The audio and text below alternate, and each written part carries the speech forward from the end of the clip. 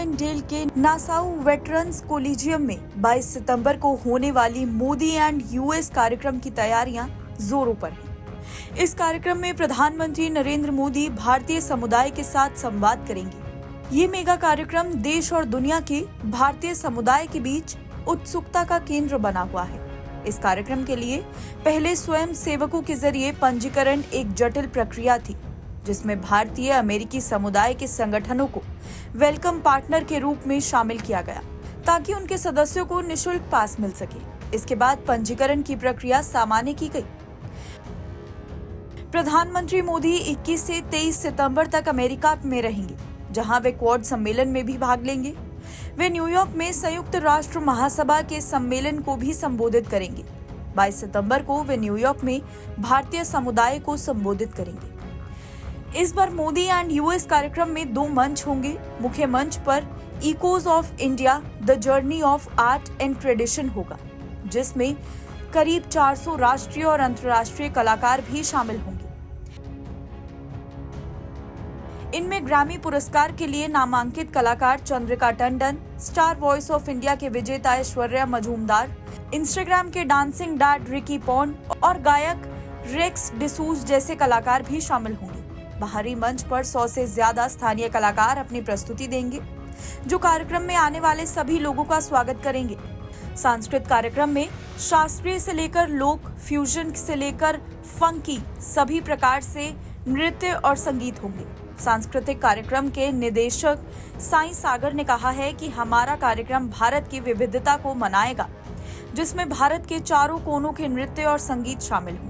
350 स्वयंसेवकों की टीम 14 राज्यों से विभिन्न आयोजकों की तैयारियों में जुटी है। इस कार्यक्रम को कवर करने के लिए 85 से ज्यादा मीडिया आउटलेट्स के 150 से ज्यादा पत्रकार भी मौजूद रहेंगे। कार्यक्रम का नारा साथ में प्रगति है, जो भारत और अमेरिका के संबंधों और भारतीय संस्कृति का उत्सव है। स्वागत समिति के सह अध्यक्ष हैरी सिंह ने कहा है कि मैं इस प्रेरणादायक समारोह का हिस्सा बनकर बहुत सम्मानित महसूस कर रहा हूं। तो वहीं आपको बता दें कि प्रधानमंत्री के न्यूयॉर्क दौरे से वहां के प्रवासी भारतीय भी काफी ज्यादा उत्सुक हैं। आपको दिखाते हैं कि लोगों का क्या कहना है। तो वहीं के एक भारतीय प्रवासी माधव सुमान ने कहा है कि मैं पीएम मोदी से मिलने के लिए बेहद उत्साहित हूं। उन्होंने भारत में अद्भुत काम किया है। Yes, Namaste. My name is Madhav Sumani. I'm a software engineer here. I live in Seattle. I work there. I've been super excited to see Modi, to be honest. He has done amazing work in India. The bullet train initiatives, the electrification of railway network, Pakka Makan, Swachh Bharat. मैं नागपुर में रहता हूँ, so metro over there, Nitin Gadkari sir. It has been amazing to see this man revolutionary make India great again, and I really love his aura and his energy when he comes. And I would love to meet him tomorrow when he comes. Day after tomorrow, yes.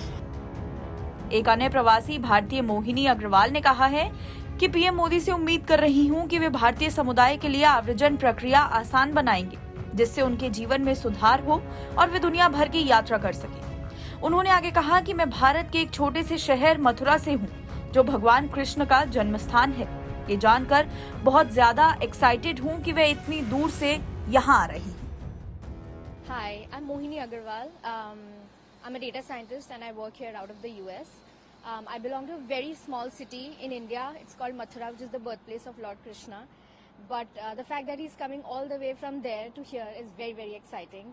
And I'm looking forward to him enabling easier immigration for people here, the Indian diaspora, making our lives easier with, visas and being able to travel back to the world, bringing more investments back to India, more opportunities for students to come here to the US. So basically making it easier and easier day by day for both the countries, US and India. And I would love for him to make policies where even US students can go to India and learn whatever they want, because there is so much in India also to learn about.